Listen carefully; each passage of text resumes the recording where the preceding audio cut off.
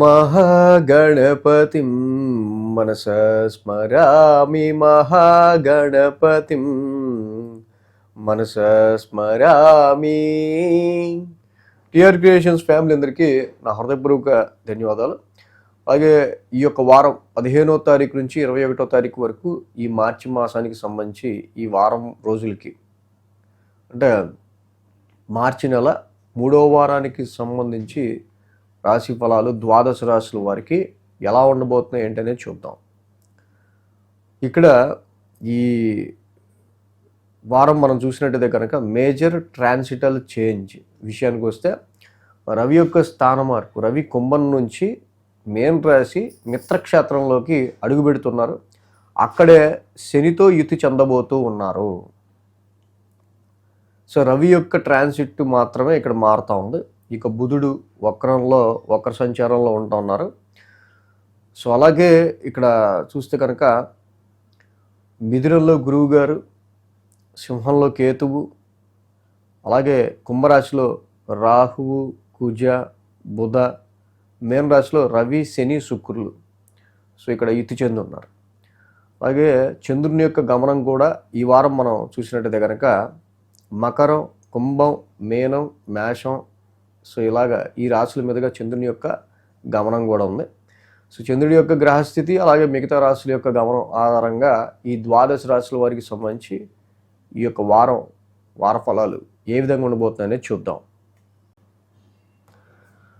ధనురాశి వారికి సంబంధించి చూద్దాం.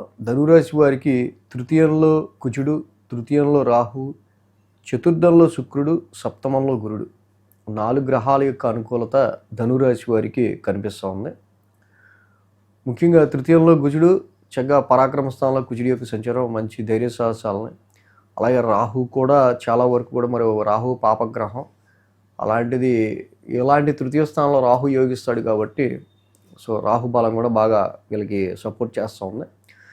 అండ్ ఏదైతే ఈ వారం నుంచి రవి అర్ధాష్టమంలోకి ప్రవేశిస్తున్నారో శనితో జతకడతా రవి శనుల యొక్క యుతి నడుస్తా ఇలాంటి సందర్భంలో శుక్రుడి యొక్క సంచారం చతుర్థంలో ఉండడం కొంచెం ప్లెజెంట్నెస్ అనేది చెప్పాలి.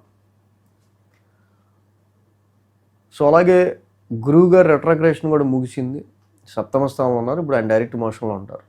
సో చాలా వరకు వ్యాపారానికి సంబంధించి ఉండేది ఎవరు, వెళ్ళేది ఎవరు, ఎవరితో మనకి బాగా క్లోజ్ బాండింగ్ ఉంటుంది, ఎవరితో క్లోజ్ బాండింగ్ ఉండదు, ఎవరి రిలేషన్ గట్టిగా ఉంటుందో ఎవరి రిలేషన్ గట్టిగా ఉండదు, ఎలాంటి నిర్ణయాలు తీసుకోవాలి అలాంటి నిర్ణయాలు తీసుకోకూడదు, ఇప్పటిదాకా ఒక క్లారిటీ వస్తుంది. సో తప్పకుండా దాన్ని ఎక్స్పీరియన్స్గా తీసుకుని అనుభవాలని గత 4 నెలలు జరిగిన అనుభవాలని సో ఇప్పుడు కొంచెం మ్యారిటల్ మ్యాచెస్ విషయాల్లో ముందుకు వెళ్ళటం కానీ వ్యాపారపరమైన విషయాల్లో కొంచెం ఎక్కువ స్పీడ్తో ముందుకు వెళ్ళడానికి కానీ మీరు ఎన్నో అవకాశాలను ఎత్తుక్కుంటారు. అలాగే పాలిటిక్స్లో ఉంటే మీ నాయకుడికి దగ్గర అవడానికి కూడా చాలా వరకు ట్రై చేసే ఆస్కారాలు ఇక్కడ ఎక్కువ కనిపిస్తూ ఉన్నాయి. అలాగే 2, 3, 4, 5 స్థానాల మీదుగా చంద్రుని యొక్క సంచారం ఉంది. కాబట్టి మంగళ బుధ 2 రోజులు కూడా ఈ రాశి వాళ్ళకి అనుకూలంగా ఉంది. వారం ప్రారంభం ద్వితీయ స్థానం నుంచి చంద్రుని యొక్క సంచారం. ఇక్కడ చూస్తే ఈ రాశి వాళ్ళకి మెయిన్గా ఏంటంటే డొమెస్టికల్ అట్మాస్ఫియర్కి సంబంధించిన స్ట్రెస్ ఎక్కువగా కనిపిస్తూ ఉంది. ఎమోషనల్ స్ట్రెస్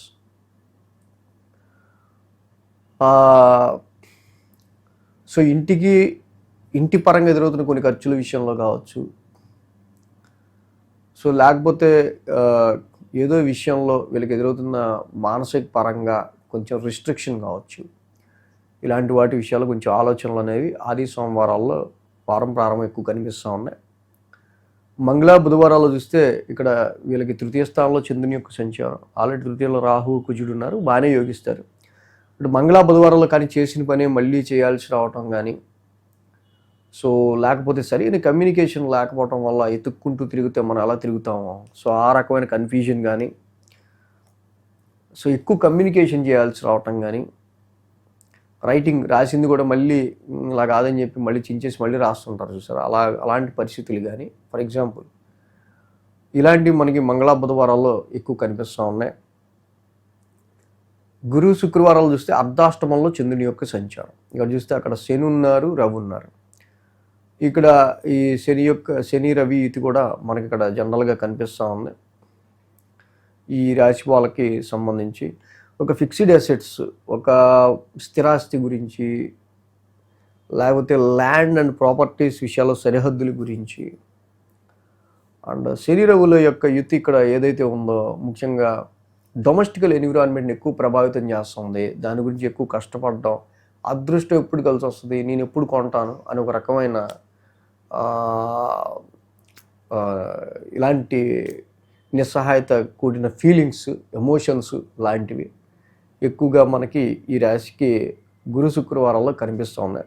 అంటే you less concentration on your profession and more concentration on your domestical issues. ఈ సమయంలో ఇంటి నుంచి వస్తున్న రెస్పాన్సిబిలిటీస్, డొమెస్టికల్గా వస్తున్న ఫస్ట్ ఈ దిద్దుబాట్లు, వీటి గురించి వద్దాం అని చెప్పి సరే ఒక జాబ్ అలా ఉంటుంది, నడుస్తూ ఉంటుంది, దాని మీద కొంచెం తగ్గిద్దాం ఫోకస్, దీని గురించి ఎక్కువ పెడదాం అన్నట్టుగా మీకు ఇటువైపు ఎక్కువ ఫోకస్ పెట్టాల్సి వచ్చే ఆస్కారాలు గురు శుక్రవారాల్లో వారాంతానికి ఎక్కువ కనిపిస్తుంది.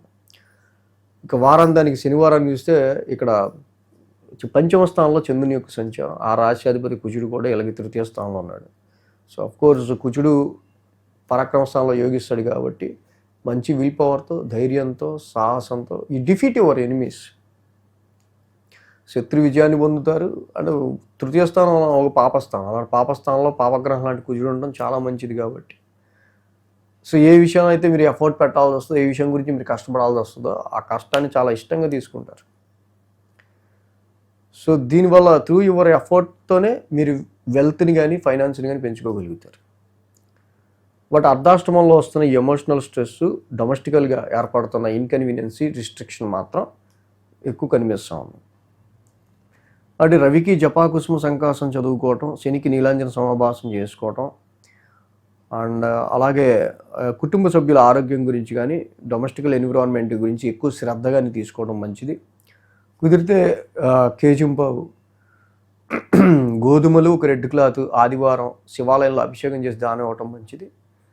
అలాగే ప్రతి శనివారం శనికి తైలాభిషేకం చేసుకుంటూ వెళ్ళడం కూడా చాలా మంచిది.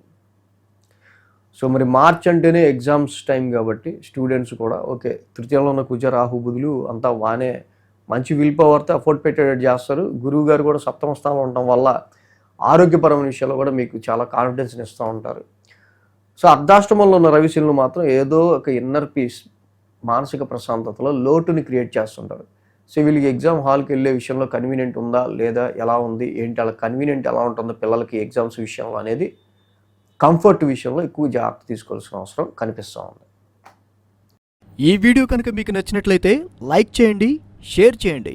మరిన్ని అప్డేట్స్ కోసం సబ్స్క్రైబ్ చేయడం మాత్రం మర్చిపోకండి.